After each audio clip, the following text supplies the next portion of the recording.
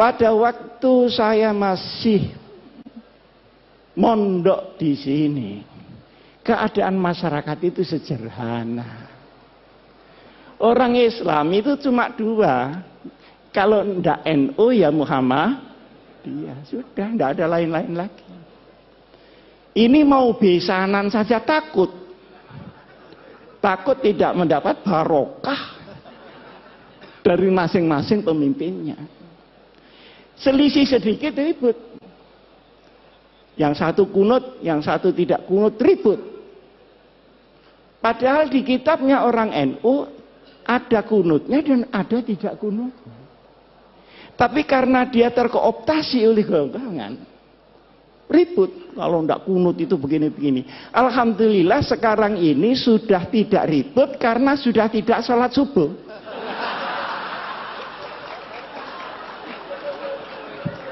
Jadi problemnya sudah kelewat. Dulu Pak Den waktu saya masih habis dari Gontor pulang, beda hari raya itu berkelahi Pak. Takut ini puasanya dosa segala macam. Padahal yang selisih Muhammadiyah sama NU ini kan cuma tanggalnya, kan bukan hari rayanya. Bener apa enggak? Betul. Nah, kalau dibetulkan pengasuh sahih sudah. Yang beda itu tanggalnya. Kalau sholatnya ya itu Allahu Akbar sekian kali takbirnya ya sama. Loh kenapa tanggalnya kok enggak sama? Ngitungnya enggak sama. Kalau NU itu harus kelihatan tanggalnya dan itu perlu 2 derajat di atas ufuk. Muhammadiyah pokok sudah istimewa selesai lah. Ada apa mesti diinceng itu? Apa tamu dia? Lah yang nginceng ini ya tidak mau disalahkan. Karena Rasulullah Shallallahu Alaihi Wasallam itu nginceng. Sampai saya ketika itu Pak Din belum jadi ketua Muhammadiyah.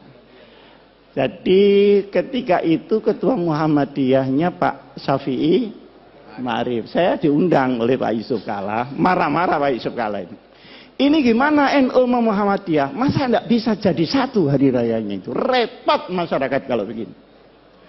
Saya tanya, caranya bagaimana Pak? Ya kompromi lah. Caranya, dengan Pak Den ya, maaf, dengan Pak Den. Katanya Pak JK, bagaimana kalau Muhammadiyah turun 1 derajat? NU-nya naik 1 derajat. Oh, kalau begitu langsung cash and carry saja. Ini fikihnya pedagang itu di sini.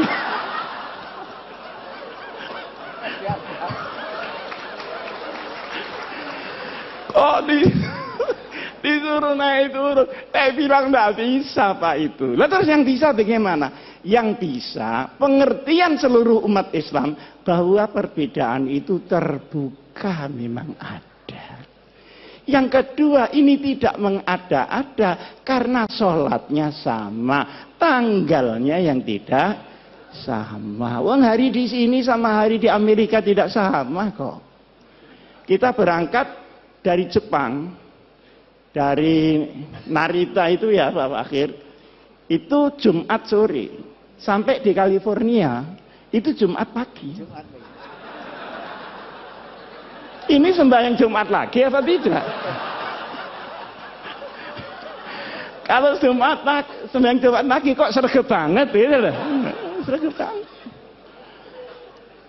Tapi ketika pulangnya, misalnya dari New York ke Jakarta, berangkatnya Jumat pagi, itu sampai Jakarta hari Minggu. Jadi kehilangan 1 hari, tidak tahu di mana Sabtunya ini. Jadi soal tanggal itu sudah biasa-biasa saja lah soal tanggal. Nah, alhamdulillah ini karena mungkin zamannya yang berubah, maka kedekatan ini semakin hari semakin nyata.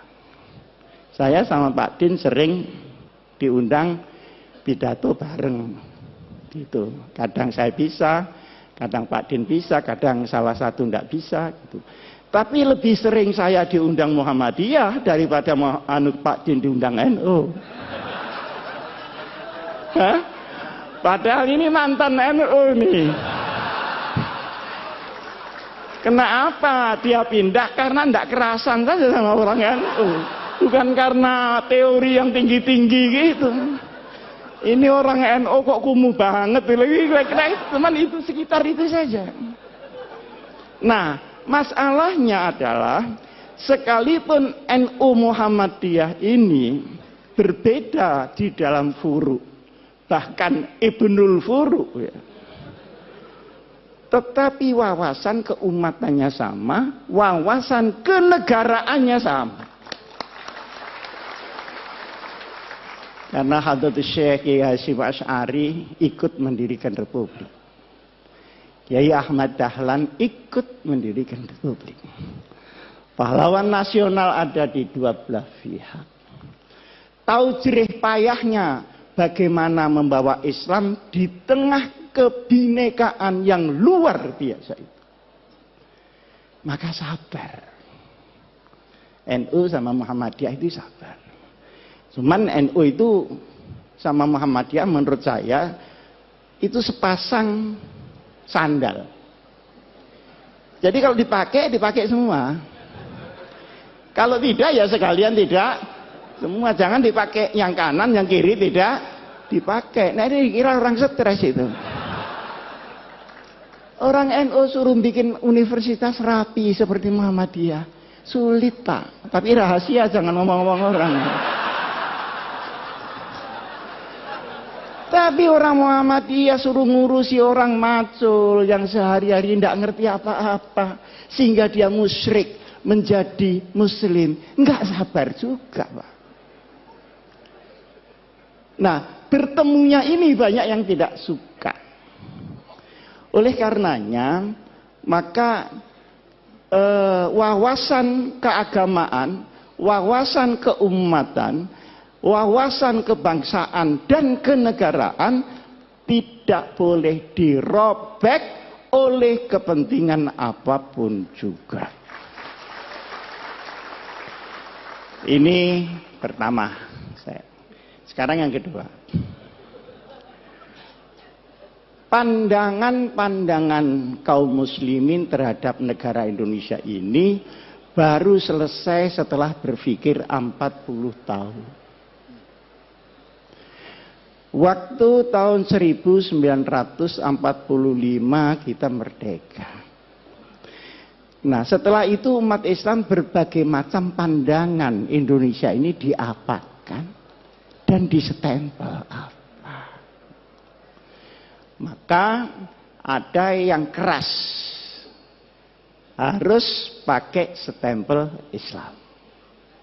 Nah